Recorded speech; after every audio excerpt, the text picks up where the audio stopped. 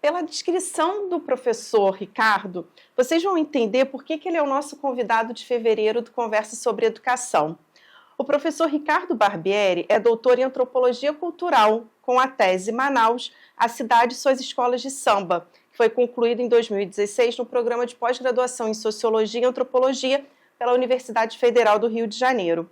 Ele é autor também do livro Acadêmicos do Dendê, que quer brilhar na Sapucaí, uma obra de 2012, que foi um desdobramento da dissertação de mestrado que o professor também vai falar um pouquinho no nosso papo de hoje. Ele ainda é professor do Colégio Pedro II, onde leciona no ensino médio, em Sociologia, e também no ensino fundamental, em Ciências Sociais. E, para finalizar e já para passar a palavra para o professor, ele também atua aqui na Fundação CCERJ como bolsista de incentivo à docência, e ele é professor de um curso da Diretoria de Extensão.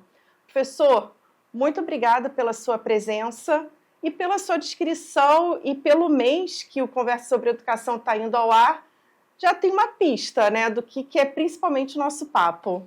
Exatamente, eu trabalho com esse tema do carnaval, principalmente das escolas de samba, desde 2005, quando fazia minha graduação, e comecei a me engajar no grupo de pesquisa, né, do Ritual e Simbolismo e Sociabilidades Urbanas, coordenado pela professora Maria Laura Cavalcante, lá no IFIX da UFRJ.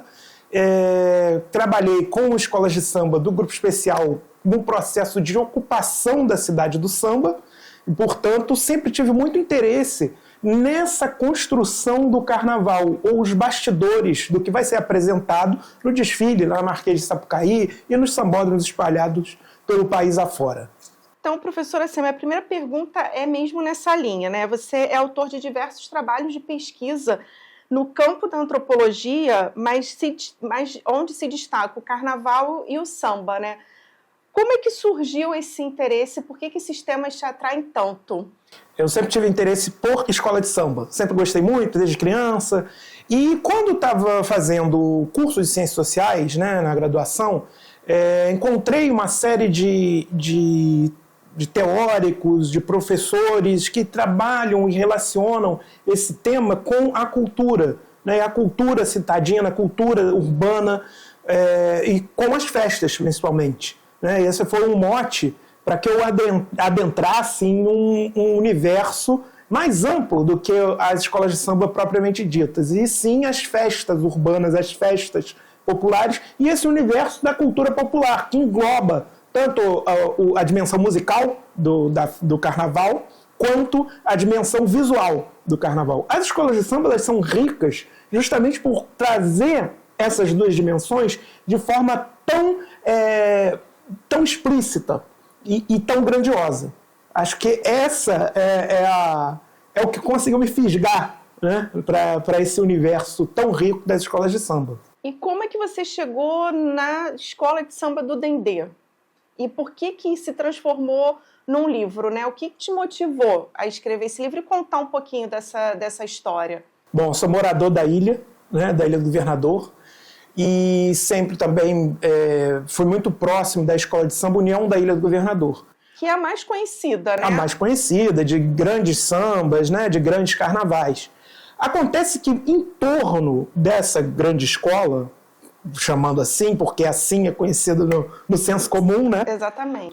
Em torno dessa grande escola orbitam outras escolas que almejam um dia ser grandes. Nós temos ali na Ilha do Governador o Boi da Ilha do Governador e a Acadêmicos do Dendê, duas escolas que permanecem nessa busca incessante por ocupar um espaço no mesmo patamar, né? Ou, quem sabe, superar a União da Ilha do Governador. Isso em qualquer carnaval, em diferentes espaços da cidade, né?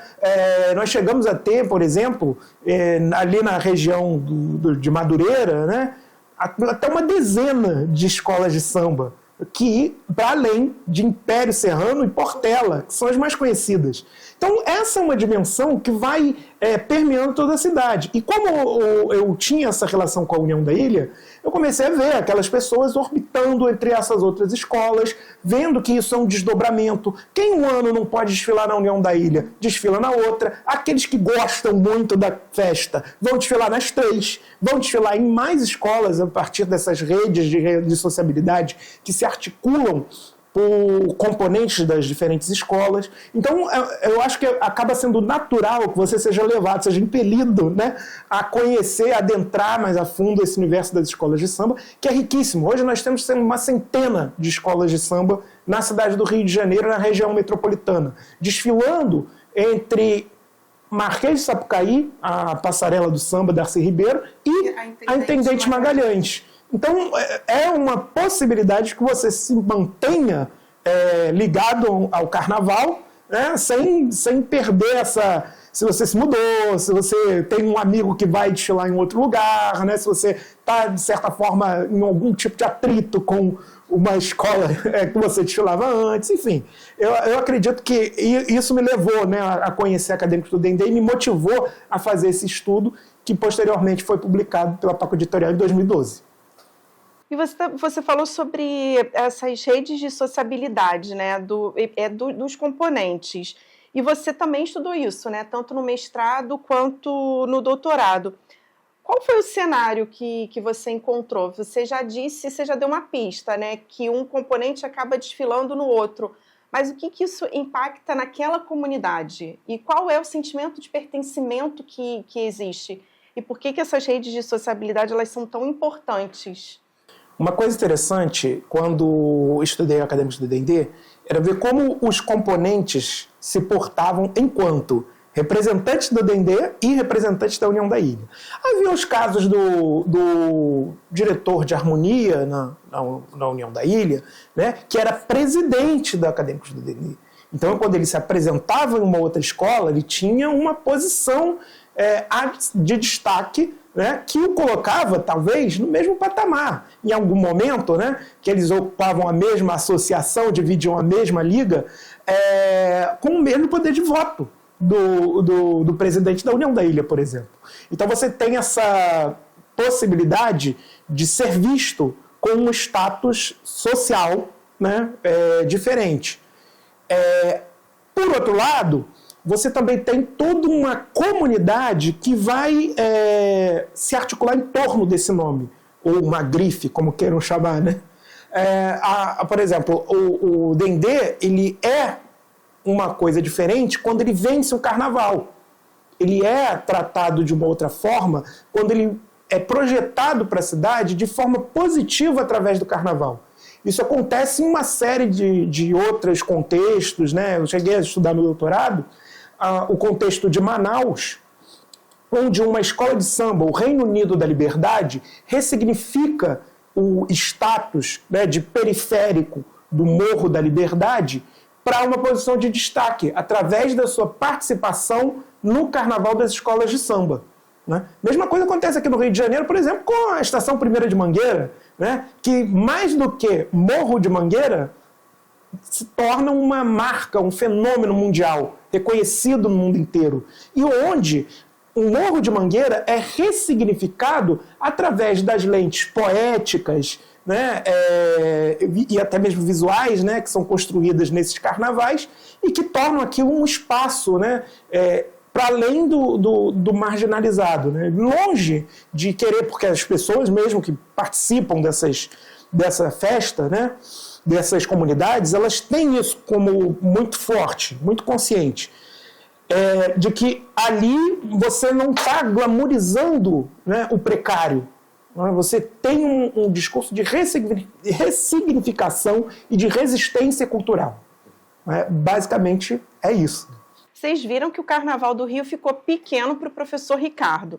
Ele foi até Manaus, que foi até a pesquisa do doutorado do professor Ricardo, também estudar o Carnaval. Professor, então eu queria que você comparasse. Como que é o Carnaval de Manaus? Como é que é o Carnaval aqui do Rio? Lá também é escola de samba. Nós temos uma riqueza, né, nessa dimensão do Carnaval que vai além das escolas de samba. Mas como o meu foco na pesquisa sempre foi a escola de samba, em Manaus, as escolas de samba elas exercem um protagonismo tal qual no Rio de Janeiro.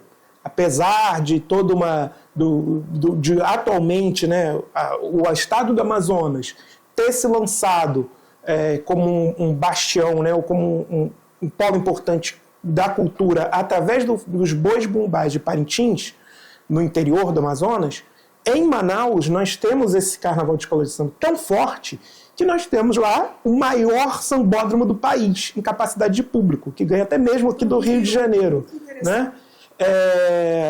E uma arquitetura desse sambódromo que é muito bonita, né? Porque ele permite que você acompanhe o desfile das escolas de samba em uma arquibancada popular vindo de frente. Uma experiência lindíssima, né? Que eu recomendo quem puder ter um dia. Né? Os desfiles de lá eles são gratuitos, né? Eles têm toda uma monumentalidade que não se assemelha, mas que busca, né, essa aproximação com o Carnaval do Rio de Janeiro. Não à toa, muitos dos artistas que constroem os bumbás de Parintins, eles vêm ao Rio de Janeiro num movimento, né, de trocas e intercâmbios culturais que são estudados, inclusive, por professores, por exemplo, meu colega lá da UERJ, João Gustavo Melo, né, que atualmente faz o enredo, é um dos autores do enredo da Viradouro, campeão do carnaval, né? Ele trabalha com o tema da interculturalidade, com esse intercâmbio dos artistas de Parintins, colocando movimentos nas alegorias, né? E esses artistas, eles têm uma espécie de laboratório lá no Carnaval de Manaus. Né? Eles experimentam, eles fazem, começam as suas criações naquele carnaval, ganham esse destaque, são depois contratados, né, para construir as alegorias monumentais no Rio de Janeiro, em São Paulo, no Rio Grande do Sul, né, e outras festas Brasil afora. Professor, especificamente sobre a relação com as comunidades, com a cidade, também em Manaus também é assim? Também é muito forte. Eu dei o exemplo da Reino Unido da Liberdade, mas nós temos também o exemplo da Mocidade Independente de Aparecida, né, que é uma escola muito forte, a maior campeã do Carnaval de Manaus. Né, e nós temos também exemplos de escolas de samba que fazem aquele mesmo movimento do Acadêmicos do Dendê, de buscar se lançar num carnaval, construindo essas etapas, porque o carnaval de escola de samba ele tem essa peculiaridade, isso é muito interessante. Né? Uma das coisas que são apaixonantes no carnaval de escola de samba, que é a competição. Né? As escolas elas estão dentro de uma pirâmide gradativa, competitiva, e elas buscam ascender nessa pirâmide, elas buscam esse topo da pirâmide, elas buscam esse campeonato, né, do desfile principal. Todo mundo fala sobre o desfile principal. Agora, chegar até o desfile principal, você precisa subir esses degraus, né? Então você precisa passar por essa base da pirâmide. E nós tínhamos lá, por exemplo, a Presidente Vargas, uma escola de samba que estava em uma periferia, né? Em uma comunidade periférica, e que, através dessa ascensão, buscava esse topo, e que fazia esse mesmo movimento do Dendê. Há uma particularidade no Carnaval de Manaus que exagera, não digo exagera, né, mas ela potencializa uma característica que anda um pouco mais adormecida no Rio de Janeiro, que é a rivalidade.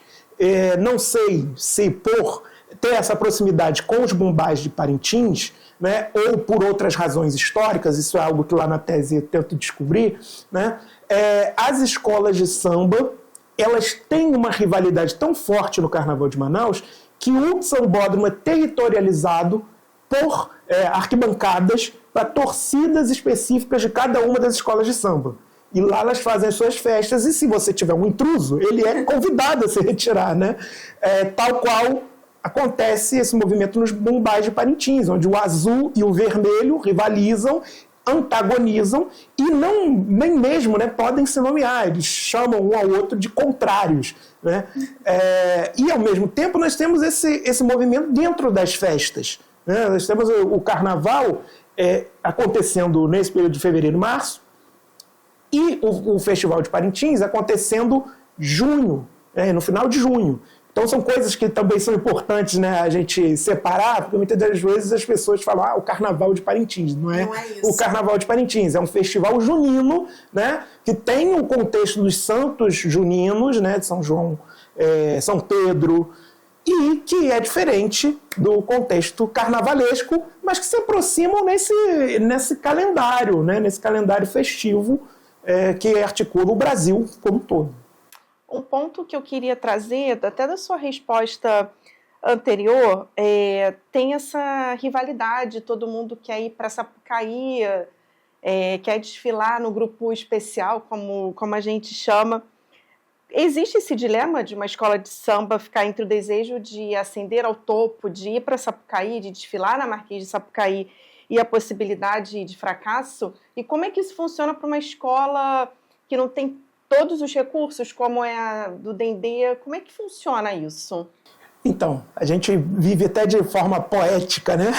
Se a gente quiser romantizar, esse que é um dilema muito pungente assim, das escolas de samba, voltado para a competição, elas vivem entre um umbral, né? Ou seja, a possibilidade de morrer, de acabar, e a glória, que é essa de chegar ao grupo especial e ser campeã. Né? Hoje, nós teremos nesse carnaval de 2025 um fenômeno muito especial. Que nós temos uma escola de samba, a Unidos de Padre Miguel, que visitou esse umbral e hoje alcançou a glória. Está próxima dessa glória, mais próxima que qualquer outra esteve dessa glória. Uma escola de samba que esteve no último grupo da Intendente Magalhães, né? Uma escola de samba tradicionalíssima, da década de 50, né? A primeira escola de Padre Miguel, antes da Mocidade Independente de Padre Miguel, e que hoje foi fundada anteriormente a Mocidade Independente, e que hoje visita, né, alcança esse que é o objetivo tão almejado das escolas de samba. Por outro lado, nós vivemos recentemente, e eu pude acompanhar, estive na Intendente Magalhães, no último desfile da União de Vaz Lobo, uma escola que talvez hoje, né, estivesse próxima de alcançar o seu centenário, mas que em 2016 desfilou pela última vez na Intendente Magalhães com uma bandeira e nenhuma bateria. Né? Então você tem uma dezena de componentes que fazem aquele desfile protocolar e que colocam a olhos vistos, né, no meio, numa passarela, para que todos vejam o que é o calvário, o fim de uma escola de samba. Né? Então, eu acredito que essas duas dimensões, elas podem, assim, ser colocadas. E, para você fazer, como você vê que tem esse calvário, você vê que para construir um carnaval nessas condições é muito difícil. Né? As escolas de samba, elas têm que lançar mão dessas redes de sociabilidade que eu falava. Né? Elas precisam lançar mão dessa diplomacia. As escolas de samba, elas são muito boas em ser essas embaixatrizes, né? Esses espaços diplomáticos de relações entre espaços diferentes da cidade, entre classes sociais diferentes, né? Você negociar, encontrar um mecenas, né? Você encontrar aquela escola mor, né? Aquela escola que está lá no grupo especial, mas que tem uma quantidade de materiais que ela não vai usar naquele carnaval. Então, isso pode ser aproveitado por essas escolas. Né? Então, elas estão o tempo todo movimentando esse ciclo através desse ciclo de vida e morte que é impulsionado por um sistema competitivo de escola de samba. E agora a gente vai ver que carnaval e educação tem tudo a ver. E não apenas tudo o que a gente aprende num desfile de escola de samba e o professor vai explicar. Ricardo, você é professor do curso Arte, Cultura e Inclusão Social, que é ofertado aqui pela Fundação CCR através da diretoria de extensão. Você pode falar um pouquinho a respeito e como que o carnaval se insere especificamente nesse curso? Bom, esse curso, ele articula, né, esses temas da arte e da cultura enquanto possibilidades de transformação social. Isso é algo que eu aprendi, né, desde que entrei aqui na Fundação, enquanto um dos pilares, né, da Fundação é o da transformação social, de transformar a vida das pessoas através dos cursos. Né? E o tema da arte e da cultura, ele expande essas possibilidades a partir do momento que você insere as pessoas dentro de um campo tão importante da economia, que é a criatividade. O carnaval é um dos principais polos agregadores da criatividade e que vai além, né, do que a gente pensa, né, do que a gente pensa como possibilidades de áreas, né, de profissionais onde você vai explorar a sua criatividade. A criatividade está não só no artista, como está também no engenheiro. Né? O engenheiro que vai elaborar projetos voltados para o carnaval, né? Como está também no gestor, né? No administrador, que vai pensar em projetos de gestão cultural. Né? Eu acho que um dos principais pontos de partida para nós pensarmos, né, e nós fazemos isso através desse curso, é desmobilizar certas travas que nós temos com esses temas da arte e da cultura, principalmente. A cultura, por exemplo, quando nós tratamos ela de forma adjetivada, né, quando nós falamos, porque fulano não tem cultura, né, porque aquilo ali não é cultura. Né? Na verdade, a cultura é tudo aquilo que nós mobilizamos no nosso cotidiano, a nossa linguagem, a nossa sonoridade, as nossas performances, né, as nossas danças, nossas expressões visuais. Então, tudo isso, todos esses símbolos, né, mobilizam esse arcabouço que se chama cultura. E esse arcabouço que se chama cultura, ele está presente em todos os campos das nossas vidas. Quando chega um momento de uma possibilidade de expressão ampliada desse arcabouço que nós chamamos de cultura, como é o caso da festa, do carnaval, nós temos também essas potencialidades extravasando, né, para além do que o nosso senso comum, né, prevê, para além dessas limitações, né, em pequenas caixinhas, né, do que seria uma coisa que estaria relacionada ao carnaval. Né? Então, o curso ele possibilita que você enxergue e domine esses aparatos teóricos de início, né, que você tenha esse domínio e que você possa, através desse domínio, potencializar a sua capacidade criativa para a transformação social. E o curso se insere na qualificação profissional. Ele é para qualquer pessoa? Para qualquer pessoa acima de 18 anos, né, e com o ensino médio. Ele, atualmente, nosso curso ele tem 160 horas, ele está dividido em 3 módulos, e tudo em AD, né, toda a distância, onde nós trazemos esses temas, essas teorias da arte, né, num primeiro momento, as teorias da cultura, e através da economia criativa, trazemos de novo esses 2 temas, esses 2 instrumentais, né, para que as pessoas possam criar, empreender, gerir, mediar. Isso é uma demanda muito importante da economia criativa, por exemplo, a da mediação. Poder fazer essa gestão sabendo que nós estamos vivendo em sociedade e sabendo como essa sociedade ela é composta, né? Ou quais os temas, os debates relevantes para essa sociedade, né? Sabendo o que você vai encontrar quando entrar em determinados espaços. E por que esses cursos de qualificação são tão importantes, né? E como que eles podem contribuir para os profissionais que trabalham num barracão de escola de samba, que trabalham com carnaval, que trabalham com cultura criativa, com economia criativa? Em certo momento, eu estava numa palestra na UERJ e vi um trabalhador de barracão ao meu lado, né, acompanhando as palestras e a gente comentando e tudo mais. Só que a gente estava num ambiente acadêmico, né? E uma das palestras mencionou um termo que ele não entendeu, né? E ele me perguntou, vem cá, professor, o que é esse termo? Né? Pensando nessa situação, né, que eu construí esse curso. Né?